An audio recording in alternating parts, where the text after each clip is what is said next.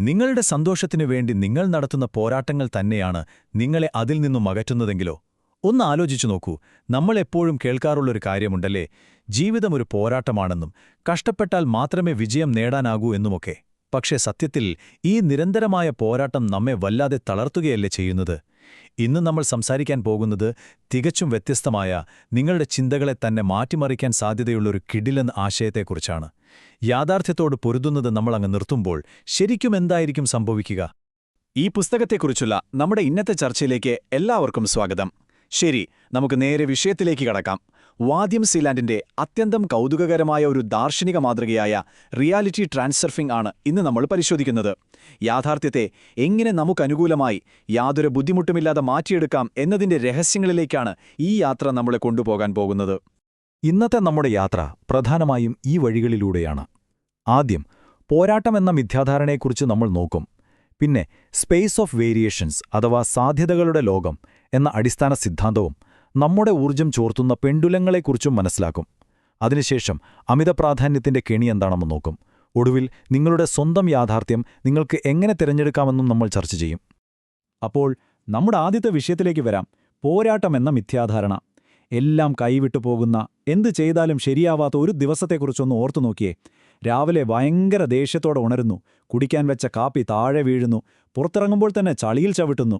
ആ ദിവസം മുഴുവൻ നിങ്ങൾക്കെതിരാണെന്ന് തോന്നാറില്ലേ? സത്യത്തിൽ ലോകത്തോട് പോരാടാൻ ശ്രമിക്കുന്തോറും പ്രശ്നങ്ങൾ ഒന്നൊന്നായി കൂടി വരുന്നതായിട്ടാണ് നമുക്ക് അനുഭവപ്പെടാറുള്ളതല്ലേ? ഇതിനൊക്കെയുള്ള ഉത്തരം വാദ്യം സീലാൻഡിന്റെ റിയാലിറ്റി ട്രാൻസ്സർഫിംഗ് എന്ന ഈ പുസ്തകത്തിലുണ്ട്.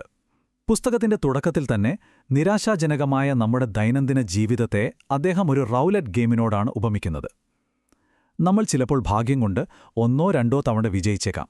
പക്ഷേ ലോകത്തോട് പോരാടി എക്കാലവും ജയിക്കാമെന്ന് കരുതുന്നത് വലിയ വിഡ്ഢിത്തമാണ്. കാരണം ആത്യന്തികമായി നമ്മൾ തോൽക്കുക തന്നെ ചെയ്യുമെന്നാണ് അദ്ദേഹം അടിവരയിട്ട് പറയുന്നത്. ഇനി നോക്കൂ, ഇവിടെ നമ്മൾ കാണുന്ന ഏറ്റവും കൗതുകകരമായ കാര്യം ഈ രണ്ട് വ്യത്യസ്ത കാഴ്ചപ്പാടുകൾ തമ്മിലുള്ള വലിയ അന്തരമാണ്. പരമ്പരാഗതമായി നമ്മളെല്ലാം വിശ്വസിച്ചു വെച്ചിരിക്കുന്നത് ജീവിതം ഒരു യുദ്ധക്കളമാണെന്നാണ്. എന്നാൽ ട്രാൻസ്സർഫിംഗ് പറയുന്നത് മറ്റൊന്നാണ്. ജീവിതം ഒരു ആർട്ട് ഗാലറി പോലെയാണത്രേ. ഒരു ആർട്ട് ഗാലറിയിൽ പോയിട്ട് നിങ്ങൾക്ക് ഇഷ്ടമില്ലാത്തൊരു ചിത്രം കണ്ടാൽ നിങ്ങളിത് വലിച്ചുകീറാൻ ശ്രമിക്കുവോ? ഇല്ലല്ലോ. നിങ്ങൾ വളരെ കൂളായി അടുത്ത ചിത്രത്തിലേക്ക് നടന്നു നീങ്ങും. ഇതേപോലെ തന്നെയാണെന്നാണ് സീലാൻഡ് ജീവിതത്തെക്കുറിച്ചും പറയുന്നത്. അങ്ങനെയെങ്കിൽ യാഥാർത്ഥ്യം യഥാർത്ഥത്തിൽ എങ്ങനെയാണ് പ്രവർത്തിക്കുന്നത്? നമുക്ക് ട്രാൻസ്സർഫിംഗിന്റെ ഏറ്റവും അടിസ്ഥാനപരമായ ആ തിയറിയിലേക്ക് കടക്കാം. അതാണ് സ്പേസ് ഓഫ് വേരിയേഷൻസ് അഥവാ സാധ്യതകളുടെ അനന്തമായ ലോകം.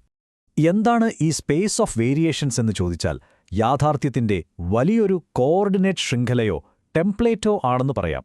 അവിടെ നടക്കാൻ സാധ്യതയുള്ള സകല കാര്യങ്ങളുടെയും വിവരങ്ങൾ കൃത്യമായി ശേഖരിക്കപ്പെട്ടിട്ടുണ്ട്. അതായത് കഴിഞ്ഞുപോയതും ഇപ്പോൾ സംഭവിച്ചുകൊണ്ടിരിക്കുന്നതും ഇനി സംഭവിക്കാൻ പോകുന്നതുമായ എല്ലാ കാര്യങ്ങളുടെയും ഒരു ബൃഹത്തായ ഡേറ്റാബേസ്. ഈ അനന്തമായ സ്പേസിലെ ഓരോ സാധ്യതകൾക്കും അതിൻ്റേതായ ഒരു സ്ക്രിപ്റ്റും ചുറ്റുപാടുകളുമുണ്ട്.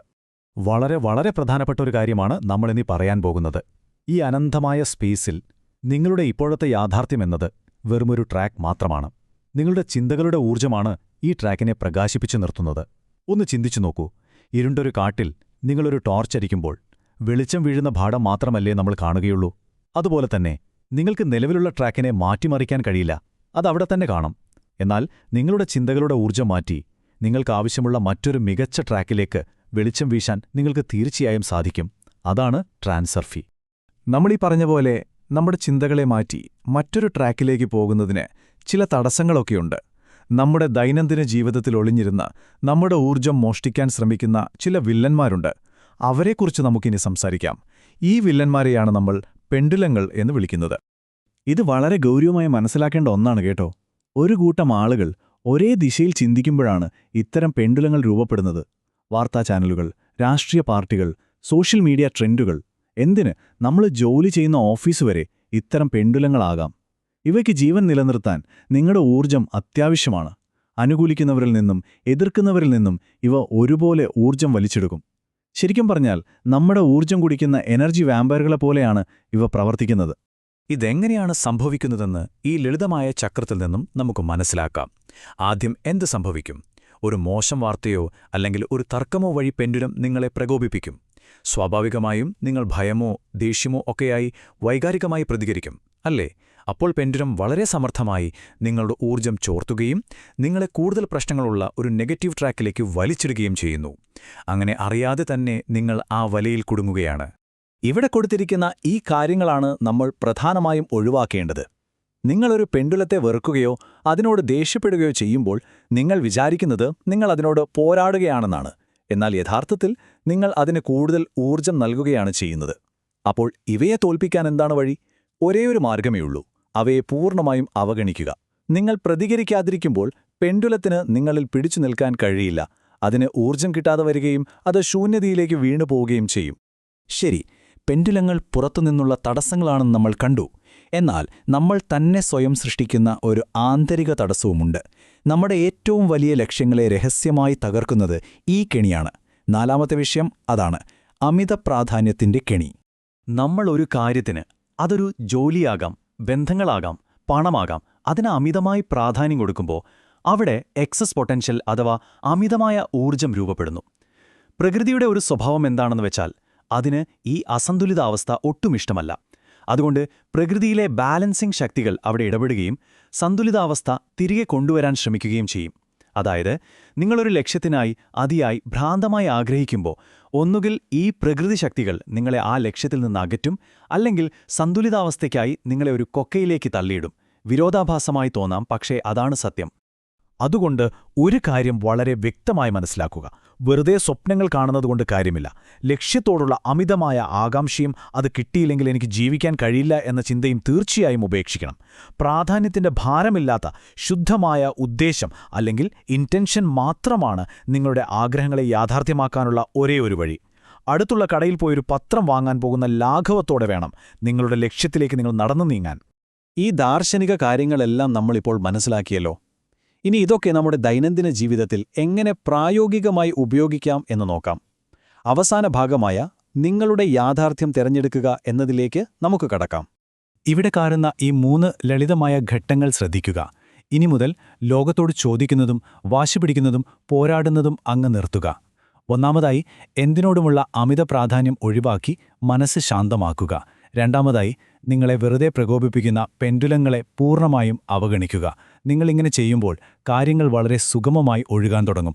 അങ്ങനെ നിങ്ങൾ ആഗ്രഹിക്കുന്ന ആ ലക്ഷ്യത്തിന്റെ ട്രാക്കിലേക്ക് നിങ്ങൾക്ക് വളരെ എളുപ്പത്തിൽ മാറാനും കഴിയും. വിജയത്തിന്റെ തരംഗത്തിലൂടെ സഞ്ചരിക്കാൻ എപ്പോഴും പോസിറ്റീവ് എനർജിയിൽ ശ്രദ്ധ കേന്ദ്രീകരിക്കുക. ജീവിതത്തിലെ നല്ല കാര്യങ്ങൾ ഓർക്കുകയും അതിൽ ആത്മാർത്ഥമായി സന്തോഷിക്കുകയും ചെയ്യുമ്പോൾ അതൊരു ബൂമറാങ് പോലെ ഇരട്ടിയായി നിങ്ങളിലേക്ക് തന്നെ തിരികെ വരും. കാര്യങ്ങളെ എപ്പോഴും നിയന്ത്രിക്കാൻ ശ്രമിക്കുന്നതിനു പകരം വെറുമൊരു നിരീക്ഷകനായി മാറി നിൽക്കുക. ലോകം അതിൻ്റേതായ രീതിയിൽ നിങ്ങളുടെ മുന്നിലെത്താൻ അനുവദിക്കുക. ഓർക്കുക, തടസ്സങ്ങളോട് പൊരുതുന്നത് നിർത്തുക എന്നതാണ് ഏറ്റവും പ്രധാനം. സീലാൻഡിന്റെ ഏറ്റവും മനോഹരവും കാവ്യാത്മകവുമായ ഒരു വരിയാണ് നാം ഇപ്പോൾ കാണുന്നത്. നിങ്ങളുടെ മനസ്സ് ശാന്തമാകുമ്പോൾ, ലോകത്തിന്റെ അമിതമായ ഭാരങ്ങൾ ഇറക്കിവെക്കുമ്പോൾ, നിങ്ങളുടെ ആത്മാവിന്റെ ആ നേരിയ ശബ്ദം, അദ്ദേഹം പറയുന്ന ആ പ്രഭാത നക്ഷത്രങ്ങളുടെ മർമ്മരം, ആ ആന്തരിക സമാധാനത്തിന്റെ ശബ്ദം നിങ്ങൾക്ക് കേൾക്കാനാകും. ജീവിതത്തിൽ തീരുമാനങ്ങൾ എടുക്കുമ്പോൾ നിങ്ങളുടെ ഈ ആന്തരിക സമാധാനത്തിന് മാത്രം മുൻഗണന നൽകുക. അതാണ് നിങ്ങൾക്ക് ശരിയായ വഴി കാണിച്ചു തരുന്നത്. അങ്ങനെ നമ്മൾ ഈ പുസ്തക വിശകലനത്തിന്റെ അവസാന ഭാഗത്തെത്തിയിരിക്കുന്നു. ഓർക്കുക, ജീവിതത്തിൽ നിങ്ങളെ തടഞ്ഞു നിർത്തുന്നത് നിങ്ങൾ നിത്യേന നടത്തുന്ന പോരാട്ടങ്ങൾ തന്നെയാകാം. ഇനി ഒരു നിമിഷം സ്വയം ഒന്ന് ചോദിച്ചു നോക്കൂ. ഇനിയും നിങ്ങൾ ഈ ലോകത്തോട് പോരാടി വെറുതെ സമയം കളയാനാണോ ഉദ്ദേശിക്കുന്നത്? അതോ അതെല്ലാം അവസാനിപ്പിച്ച് ഒരു ആർട്ട് ഗാലറിയിലെന്ന പോലെ വളരെ ശാന്തമായി നിങ്ങളുടെ സ്വന്തം യാഥാർത്ഥ്യം തിരഞ്ഞെടുക്കാൻ നിങ്ങൾ തയ്യാറാണോ? തിരഞ്ഞെടുപ്പ് പൂർണ്ണമായും നിങ്ങളുടെ കൈകളിലാണ്. ഈയൊരു ചിന്തയോടെ ഇന്നത്തെ നമ്മുടെ വിശകലനം ഇവിടെ അവസാനിക്കുകയാണ്. വീണ്ടും കാണാം.